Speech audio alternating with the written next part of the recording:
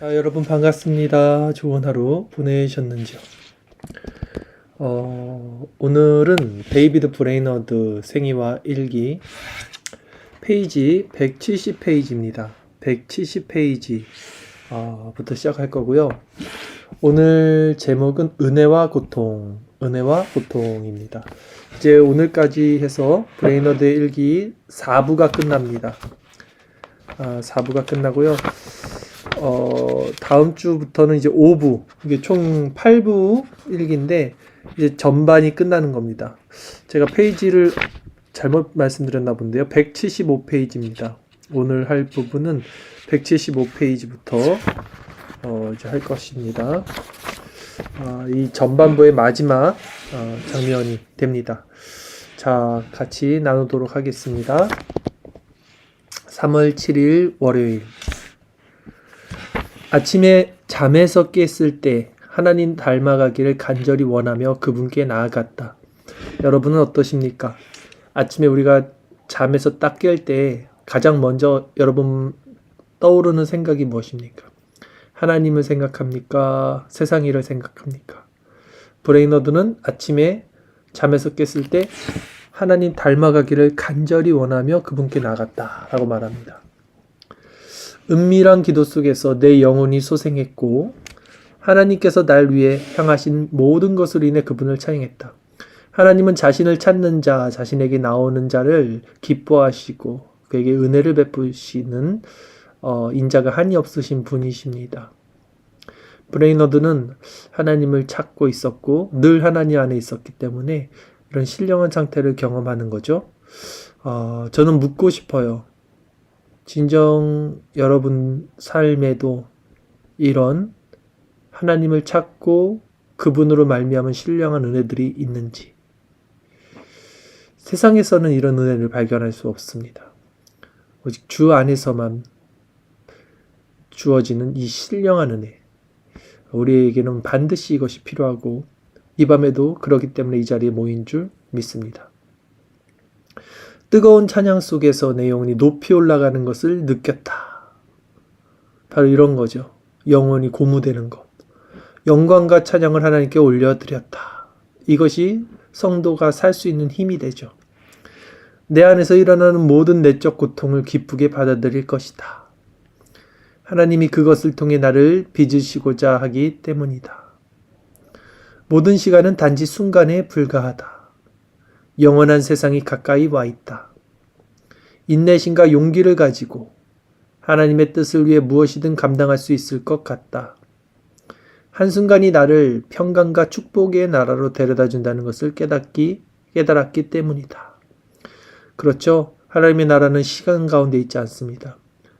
고통과 절망 가운데 있다가도 한순간 하나님의 성령의 은혜가 주어지면 평강과 축복의 나라로 우리의 마음이 옮겨집니다.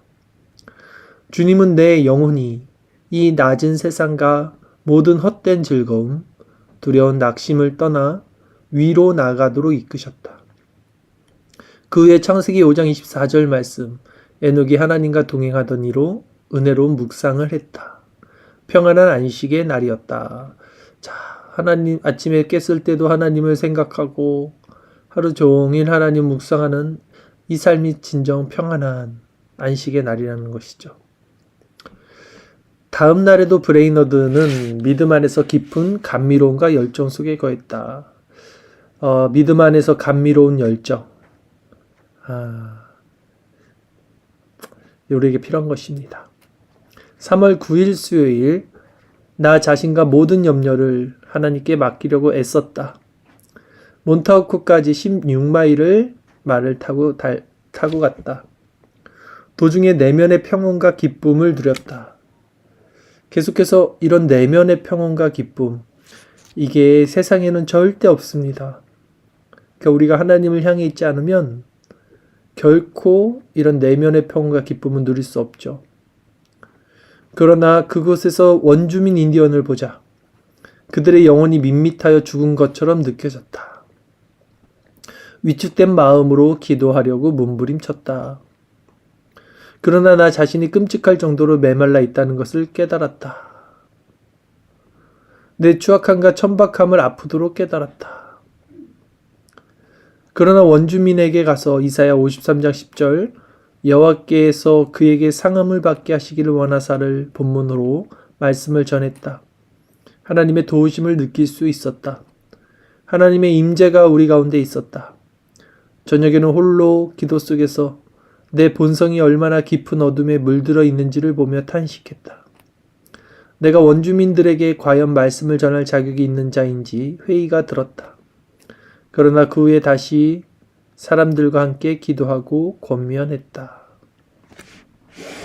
그래서 브레이너드는 항상 은혜와 고통을 함께 경험하고 있습니다. 우리 삶도 마찬가지죠. 죄가 더한 곳에는 은혜가 더하고 또 은혜 가운데 있으면 우리는 그 은혜를 은혜의 그 감사를 망각하는 또 그런 죄된 속성 가운데 넘어질 때가 너무나 많습니다. 자, 다음날 브레이너드는 이스트햄튼으로 돌아갔다. 그 주에 남은 기간 내내 극도로 병약해진 몸 때문에 고통을 받았다. 그러나 학업과 예배, 기도에서 성령님의 도우심을 누렸다. 그는 내면의 평온함과 하나님을 향한 열망으로 숨쉬었다. 육체가 병약해진 때에도 은혜 가운데 있다면 거기서 내면의 평온함과 하나님을 향한 갈망으로 숨쉴 수 있게 됩니다. 자, 3월 13일 주일 정우의 아픈 몸과 죽은 것처럼 차가운 내면 때문에 도저히 설교할 수가 없을 것 같았다. 시작 기도 때는 몸이 너무 약해서 거의 서 있을 수조차 없었다. 그러나 설교를 시작하자 하나님께서 힘을 더해 주셨다. 그래서 거의 1시간 반 동안 은혜로운 자유를 누리며 명확하고 온유하게 능력 있는 설교를 할 수 있었다. 창세기 5장 24절 에녹이 하나님과 동행하더니를 본문으로 말씀을 전했다. 회중에게 하나님과 친밀히 동행하라고 권면할 때에 성령님의 도우심을 느꼈다. 성령께서 회중이 하나님과 동행할 수 있도록 그 말씀을 고별 설교에서 할 수 있게 도와주셨다. 모든 은혜의 하나님이 이곳에서의 내 보잘것없는 수고에 기름을 부으셔서 열매를 거두게 하시기를. 사역을 하다 보면 스스로의 힘으로 할 수 없다는 것이 인정될 때가 너무나 많습니다. 특히 설교를 전할 때는 그렇습니다. 브레이너도 마찬가지로 설교할 수 있는 힘, 그 내면의 차가움 때문에 설교할 수 없다라고 생각했는데 막상 설교가 시작하자 하나님께서 힘을 더해 주셨고 그 은혜를 누릴 수 있었다고 고백을 합니다. 자, 3월 14일 월요일 아침에 길 떠날 준비를 하느라 몹시 바빴다. 계속해서 절규하는 기도를 드렸다. 10시경에 이스트햄튼의 소중한 사람들을 떠났다. 슬픔과 애통함으로 마음이 몹시 아팠다. 그러나 동시에 기쁘기도 했다. 거의 50마일을 브룩헤이븐 지역으로 말을 몰았다. 그곳에 숙소를 정한 뒤 그리스도인 지체와 대화를 나누면서 새 힘을 얻을 수 있었다. 그러니까 지금 브레이너드가 이제 순회, 선교, 어떤 복음 전도자로서 설교를 하면서 순회하고 있는 중으로 보입니다. 3월 19일 토요일입니다. 내가 얼마나 무지하며 어둠 속에 빠져있는 비참한 자인지를 깨닫고는 너무나 괴로웠다. 홀로 하나님 앞에 나아가 영혼의 고통 속에서 모든 괴로움을 쏟아 놓았다. 오후에 뉴아크로 말을 몰았다. 버 목사와 대화를 나누고 함께 기도했는데 평온한 기쁨을 누릴 수 있었다. 오 생기를 주시고 소생의 때를 주신 영원토록 찬양받으실 하나님. 우리는 누구와 어울리고 누구와 만나는지가 참으로 중요합니다. 복된 성도들은 참된 성도들과 또 교제를 통해서 하나님의 은혜를 나눌 때 힘을 받습니다. 반대로 그렇지 못한 자들을 보면요, 같이 힘들어지는 것도 사실입니다. 우리가 조금 전에 살펴봤던 브레이너드가 평온한 상태 가운데 있다가 인디언들의 그 밋밋한 마음을 보고 자신의 그 내면에 또 고통이 일어났던 것처럼 먼저는 우리가 우리 자신의 마음이 주변에 영향을 받아서 흐트러지지 않게 지키는 것이 필요하고요. 두 번째는 성도의 아름다운 교제들을 계속해서 나눠서 진정 그 교제 가운데 하나님께 영광 돌릴 수 있는 그런 지체들, 그런 교회가 되기에 힘쓰는 것이 중요하다 생각합니다. 자, 마지막 3월 20일 주일입니다. 오늘은 내용이 길지 않습니다. 오후에 말씀을 전했다. 하나님의 도우심과 은혜로운 기쁨을 조금이나마 맛보았다. 그러니까 하나님의 은혜는 주권적인 역사라 내가 많이 받고 싶다고 많이 받을 수 없고 내가 뭐 정해놓는 게 아니죠. 그래서 브레인러드도 얻은 때는 하나님의 은혜가 너무 커서 이런 은혜는 평생 처음 받아보는 뭐 기쁨이었다 이런 표현들을 많이 쓰고요. 또 지금 같은 경우는 조금이나마 맛보았다. 그러니까 어떤 뉘앙스입니까? 그래도 은혜를 맛본 것에 감사하는 마음이 전해지죠. 우리가 하나님을 찾으면 하나님은 악인이라도 돌이키기를 원하시는 그 사랑이 많으신 은혜의 하나님이시기 때문에 우리에게 조금이라도 기쁨을 주시는 그런 분인 줄 믿습니다. 그러기에 우리는 더 주님을 찾아야 되는 거죠. 힘들고 어렵고 고통과 절망, 세상 가운데 또 우리가 그런 시험 가운데 떨어져 있을지라도 그래도 하나님을 찾는 자가 복이 있다라고 생각합니다. 자, 그런 측면에서 지금 이 자리에 함께 하신 분들, 여러분들에게는 하나님의 큰 은혜가 있을 줄 믿습니다. 계속해 읽겠습니다. 하나님은 나로 하여금 참된 긍휼과 사랑, 공평으로 설교할 수 있게 해주셨다. 저녁에 다시 설교했다. 하나님은 벌레 같은 나를 도와주시기를 기뻐하셨다. 저는 이런 표현들, 지렁이 같은 야고바라는 성경 구절도 있고요. 먼지와 티끌 같은 자다. 하나님은 벌레 같은 나라고 지금 브레이너드도 자기 자신을 이렇게 비하하는데 우리는 어떻게 이런 표현을 이해할 수 있을까요? 어떤 벌레라는 이 단어가 우리에게 주는 바는 사람마다 다를 거라고 생각합니다. 어떤 사람은 이게 오히려 이런 표현, 은유적 어떤 미적 표현을 쓰므로 자신이 진짜 벌레라는 생각은 안 들어도 이렇게 자신을 낮추는 것으로 자신을 미워할 수 있는 사람도 있을 것 같아요. 그러니까 나는 죄인입니다. 실제 죄인이라는 그 깊은 자각이 없어도 그렇게 고백할 수 있듯이 말이죠. 근데 만약 어떤 이가 실제 자신이 벌레라고 생각하는 거예요. 진짜 벌레만도 못하다. 우리가 그 너무나 더럽고 추한, 더러운, 지저분하고 그 하찮은 그런 벌레 있죠. 근데 내가 진짜 내 마음을 봤더니 나 그 벌레 같은 지저분하고 하찮고 더러운 존재라는 그런 자각이 생겨요. 어떤 이에게. 그래서 그 벌레라고 생각했는데 하나님은 벌레 같은 나를 도와주시기를 기뻐하셨다. 라고 고백을 한다면 같은 표현이라도 전혀 다른 마음이 들 수 있겠죠. 여러분은 어떻습니까? 여러분은 실로 자신이 벌레 같은 존재라는 생각을 하십니까? 진정 우리가 나는 죄인입니다. 나는 죄인 중에 괴수입니다. 나는 티끌과 같은 존재입니다. 라고 어떤 그런 시적인 표현으로서 은유적 표현으로서 죄를 고백하는 그런 모양은 있지만 진정 자기 자신에 대한 실존적 고백을 할 수 있는가? 이 지점에 대해서 한번 깊이 생각을 우리는 해야 될 것 같습니다. 자, 계속 읽겠습니다. 하나님은 벌레 같은 나를 도와주시기를 기뻐하셨다. 하나님을 찬양한다. 하나님의 사람들이 더 온전해지기를 바라며 생명과 능력으로 설교할 수 있었다. 저녁에는 내 마음이 하나님에게서 멀어지지 않도록 영적으로 깨어 있음을 느꼈다. 오, 언제쯤이나 그 복된 나라에 이르게 될까? 그곳에서는 내 영혼의 모든 능력이 끊임없이 그리고 영원토록 천국을 누리며 가장 높은 경지로 올라갈 것이다. 브레이너드는 지금 영적 싸움을 하고 있고요.